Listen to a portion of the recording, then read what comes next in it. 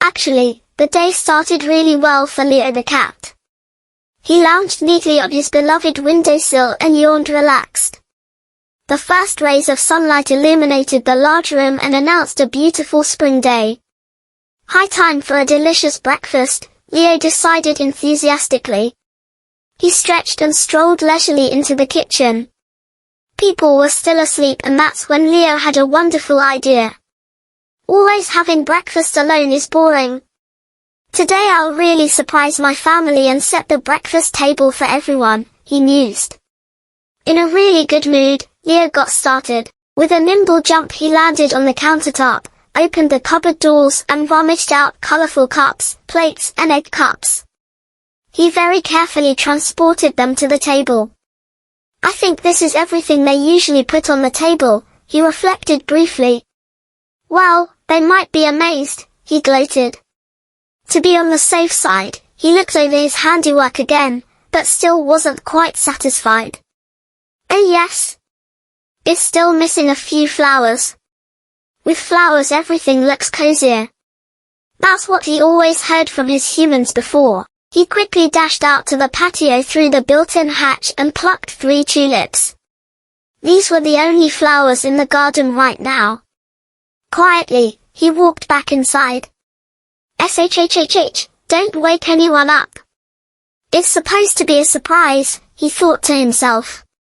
Conveniently, the vase Leo needed for the flowers was already in the sink. So fill it up with water and put in the flowers, he purred happily.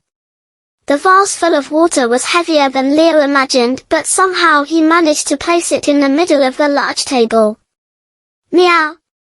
Now I'm really hungry. Now all that's left is to put the flowers in the vase and then breakfast can begin. He grabbed the tulips and was about to put them in the jar when suddenly a large bumblebee, buzzing loudly, flew out of one of the tulips. Leo was startled. He had not expected that at all. He hadn't had much experience with buzzing creatures before. He reached for it with his paw and forgot that he was standing in the middle of the beautifully laid breakfast table. And there it was. A plate and a cup fell from the table and broke on the tiled floor with a loud crash and clink. The cat was still standing on his hind paws, flailing his 2 front paws at the buzzing bumblebee in an attempt to catch it. The bumblebee was quite unimpressed by this, however, and flew off toward the window. Leo jumped off the table, chasing the bumblebee. He landed on the broken dishes and a loud and whining "Leo" resounded throughout the house. The cat had injured one of his paws and a shard was still stuck in his paw. Meow, it hurts so much, wailed Leo. What am I going to do now? And when a small drop of blood appeared, Leo felt queasy. What's all that noise this morning? Leo heard his humans shout. And why is there such a mess around here? They were standing in the kitchen by now, bending down to the cat. Leo's master took an examining look at the paw, very carefully pulled out the shard and dabbed it with some stuff that burned a little. It's not too bad, Leo, he said to the cat. We'll get that fixed up. It'll heal real soon, he comforted him. And then he carried the cat to his basket. So now Leo lay there. Injured, alone and also quite hungry. I had this morning so beautifully thought out. It was supposed to be a great breakfast together, he grumbled. And then such a mishap. Meow. Luckily they are not mad at me at all, which calmed Leo down a bit. He looked at and licked his injured paw again and again, but it didn't hurt so much anymore. Now he heard the humans talking and he pricked up his ears curiously. I think that's very nice of you to set the breakfast table so nicely. It looks so pretty with the tulips, the woman said to her husband. The very same ones are blooming in our flower bed at the moment. Oh, and I thought it was you, the husband replied, puzzled, and busy getting the sweeper and mop out of the closet. But, what was Leo doing on the table again? He knows perfectly well that he's not allowed to, the woman continued. And the beautiful dishes. I guess I'll have to have a serious talk with our Leo about that. But first the doctor has to look at his paw. I'll make an appointment at the doctor's office right away. The cat found the conversation quite funny at first, because his humans, as so often, did not catch on to him when he gave them a surprise. He almost forgot about his pain and smirked slightly. But after he heard that he had to go to the doctor, his mood visibly changed. Who knows what the doctor will do to me? The thought of the upcoming appointment made Leo all nervous.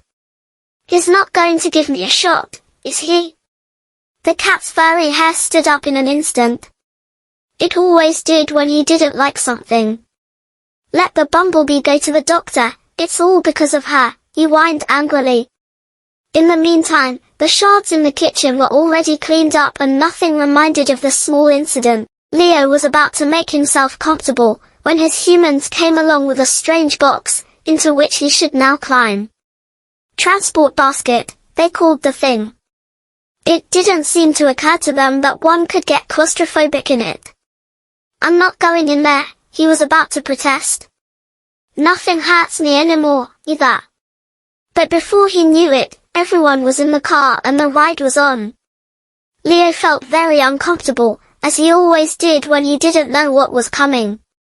It didn't get any better when they entered the vet's office and took a seat in the waiting room. Somewhat comforting was that a few fellow sufferers seemed to be just as reluctant to visit the doctor as he was. They expressed this with quiet whimpers. Leo was very nervous, and when it was finally their turn, he would have preferred to stay in the narrow box. But it was no use.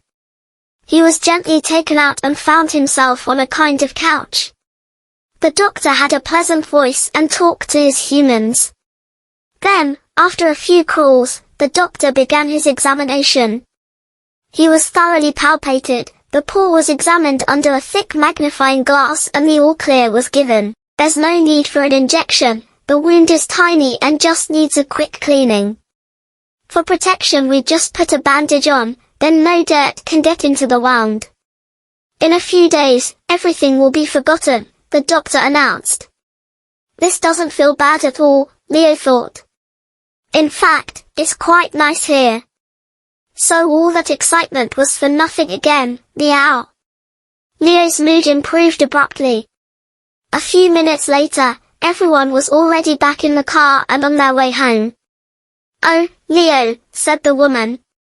The things you always do. It's a good thing today is our day off. I can't imagine what would have happened if you had been home alone. Please pay a little more attention next time. And a cat has no business on the table anyway. You know that, and continued to scratch him behind the ears. The man praised Leo. You did really well today at the doctor's office. You were really very well behaved. Sure thing, the cat thought.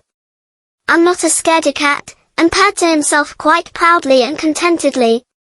After that, the man turned to his wife and said, who actually set the table this morning? Leo grinned and looked forward to his home.